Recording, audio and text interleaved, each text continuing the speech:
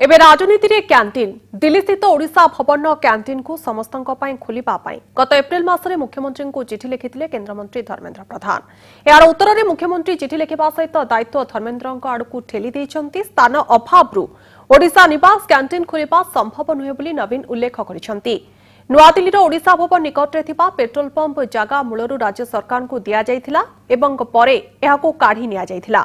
एहाको पुणी फेराई आनिबाकू चेष्टा करि पारिबे कि बोली नवीन धर्मेन्द्र को लिखिथिबा चिठीरे उल्लेख करिसंती। ओडिशा निवास रे कैंटीन खोलिबा प्रसंगरे मध्य सूर्यपात्र प्रतिक्रिया रखिसंती। से कहिसंती ओडिशा भवन किछि जागा को पेट्रोल पंप माडी बसिछे। पेट्रोल पंप को हटा जाई ओडिशा भवन को देले कैंटीन संप्रसारण हेबो।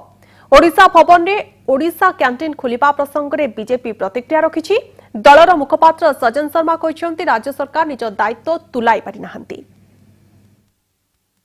ओडिशा भवन करने दिल्ली सरकार जो जगह आमको देते अति कम जगह देते आम जगह पाखे गोटे जगह जोड़ा आम पाइबा कथा से पेट्रोल टैंक आलाटमेंट होती। तेणु जेहेतु धर्मेन्द्र प्रधान माननीय केंद्र पेट्रोलियम मंत्री पेट्रोलियम विभाग मंत्री से चाहिए पेट्रोल टैंक को रिसीव करेंगे और सेटा जो आमको देदेवे आम एक्सटेंडेड बड़ मीटिंग बड़ हालते करें।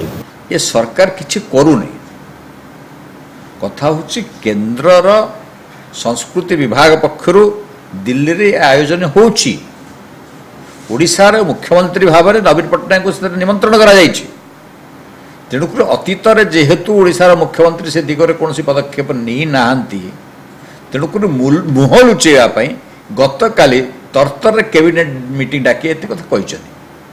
आंकर मोटे आंतरिकता नहीं आंकर वाद करिवार अभ्यास।